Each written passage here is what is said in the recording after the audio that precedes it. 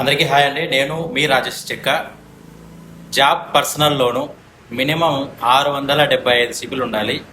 డిపిడిసి కానీ బౌన్సెస్ కానీ ఇట్లా ఎక్కువ అయితే ఉండకూడదు. జాబ్ చేసే వాళ్ళకి 1 ఇయర్ అయి ఉండాలి. జాబ్ వచ్చి బిజినెస్ చేసే వాళ్ళకి బిజినెస్కి సంబంధించిన ప్రూఫ్ వింటేజ్ 1 ఇయర్ ఉండాలి. 1 ఇయర్ క్రితం మీరు రిజిస్టర్ చేయించి ఉండాలి. ఫర్మ్ అయినా ఏదైనా సరే, ఉద్యమ ఆధార్ ఉంటుంది కదా, అది కూడా ఒక 1 ఇయర్ క్రితం మీరు రిజిస్టర్ చేయించి ఉండాలి.